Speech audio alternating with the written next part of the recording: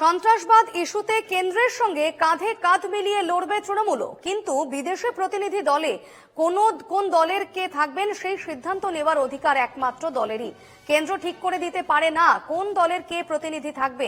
সরব তৃণমূলের সর্বভারতীয় সাধারণ সম্পাদক অভিষেক বন্দ্যোপাধ্যায়।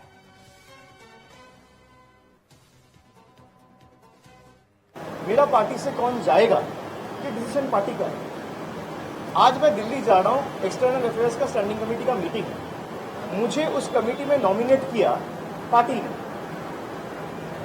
सेंटर और the union government can not decide unilaterally who will represent from which party, safeguarding the sovereignty of the nation, and number 3, to protect the national interest of the country. We as a party, Trinamool Congress, will stand with the center shoulder to shoulder. लेकिन एक चीज आपको ध्यान रखना पड़ेगा कि अगर कोई डेलीगेशन जा रहा है, हमें कोई दिक्कत नहीं है, डेलीगेशन जाना चाहिए, जाए। जिस तरीके से टेररिज्म को बढ़ावा देकर इंडिया का पीस को डिसरप्ट करने का प्रयास पाकिस्तान की तरफ से हो रहा है, उसका हम कड़ी निंदा करते हैं। उसको ग्लोबल स्टेज में रखना भी चाहिए। কথা বলে নেব, আমাদের সঙ্গে রয়েছেন প্রতিনিধি রণজয় মুখোপাধ্যায়। রণজয়, বিদেশে যে প্রতিনিধি দল যাওয়ার কথা রয়েছে সেখানে তৃণমূলের সাংসদ ইউসুফ পাঠানকে পাঠানোর সিদ্ধান্ত নিয়েছিল কেন্দ্র। সেক্ষেত্রে তৃণমূল তরফ থেকে বলা হচ্ছে ইউসুফ পাঠান সেখানে যাচ্ছেন না। সেই পরিপ্রেক্ষিতে আজকে আমরা শুনলাম অভিষেকের এই মন্তব্য, যেখানে অভিষেক বলছেন যে কেন্দ্র ঠিক করে দেবে না কোন দলের কে প্রতিনিধি হবেন। দেখো, সন্ত্রাসবাদ ইস্যুতে ভারতবর্ষের পাশাপাশি সবসময় যে তৃণমূল কংগ্রেস রয়েছে সেটা মমতা বন্দ্যোপাধ্যায় বাংলাদেশে যখন অস্থিরতা তৈরি হয়েছিল সেই সময় বলেছিলেন, এবং পাকিস্তানের সময়েও কিন্তু মমতা বন্দ্যোপাধ্যায় বা তৃণমূল কংগ্রেসের তরফ থেকে এই কথা বলা হয়েছিল। অভিষেক বন্দ্যোপাধ্যায় এই কথা বলেছিলেন। আজকে ফের যখন আজকে বিদেশে ডেলিগেশন পাঠানো হচ্ছে কেন্দ্রের তরফ থেকে, পার্লামেন্টের তরফ থেকে, এবং ইউসুফ পাঠানকে তৃণমূল কংগ্রেসের সাংসদকে নির্বাচিত করা হয়েছে, কিন্তু সেখানে দলের তরফ থেকে কোনো রকম পারমিশন বা এন্ডোর্সমেন্ট নেওয়া হয়নি, কোন রকম কনসেন্ট নেওয়া হয়নি। এবং এই বিষয়টা নিয়ে ঘোরতর আপত্তি রয়েছে মমতা বন্দ্যোপাধ্যায়, অভিষেক বন্দ্যোপাধ্যায়, তৃণমূল কংগ্রেসের শীর্ষ নেতৃত্বে।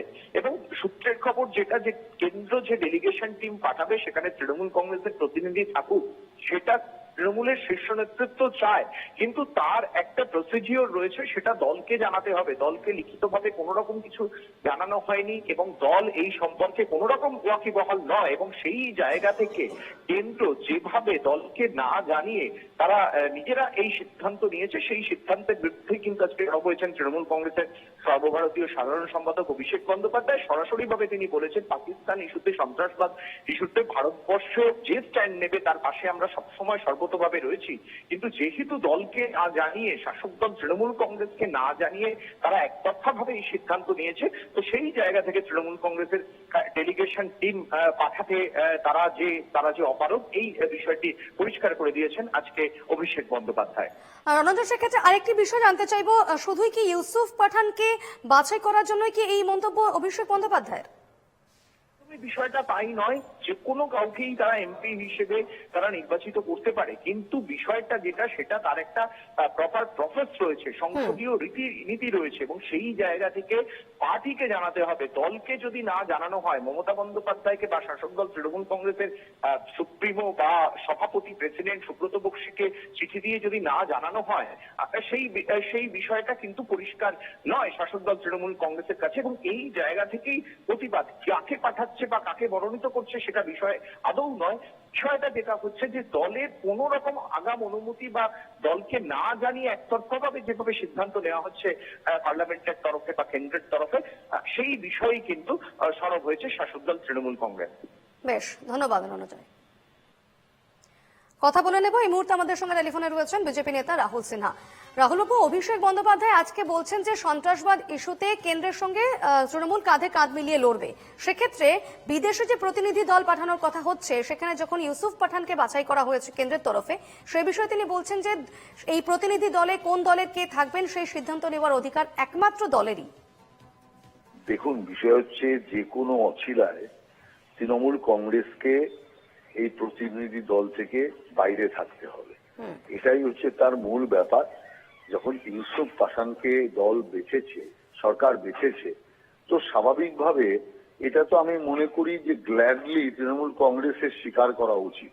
আসল কথা হচ্ছে তৃণমূল কংগ্রেস চায় না উগ্রপন্থীদের খোলা বিরোধ করে এবং উগ্রপন্থীদের বিরুদ্ধে সারা বিশ্ব জুড়ে প্রচার করবার যে কার্যক্রম তা কোনোভাবেই হোক চায় না। তার কারণ তৃণমূল কংগ্রেস দলটাই এখানে টিকে আছে এই উগ্রবাদী এবং এই জাতীয় দেশ বিরোধী যে শক্তি আছে তাদের সমর্থনে। অতএব যে কারণে এখানে বাংলাদেশি অনুপ্রবেশকারী, পাকিস্তানি উগ্রবাদী এবং রোহিঙ্গা উগ্রপন্থীরা এখানে নিরাপদে আছে। জেল একটা ওদের যে সেখান থেকে উগ্রবাদীদের অফিস, সেখান থেকে নানান কার্য চালানো হয়। অতএব যে সরকারটা পুরোপুরি উগ্রবাদীদের সমর্থনে রয়েছে সেই সরকার নানা অছিলায় তারা যে এই জাতীয় পদক্ষেপ নেবে, এই জাতীয় বক্তব্য রাখবে, এটাই স্বাভাবিক। এবং আমি মনে করি যদি বিন্দুমাত্র দেশভক্তি থাকতো, উগ্রবাদীদের বিরোধিতায় কোন রকম মত থাকতো, ইউসুফ পাঠান যদি যেত তাহলে তৃণমূল কংগ্রেসের কি এমন বিরাট অমঙ্গল হয়ে যেত। আসল কথা হচ্ছে উগ্রবাদী সমর্থক পার্টি, উগ্রবাদী সমর্থক সরকার, সেই কারণে যে কোনো অছিলায় উগ্রবাদীদের শরণ দেওয়াই এদের একমাত্র ধর্ম, একমাত্র কাজ। বেশ, ধন্যবাদ রাহুল বাবু।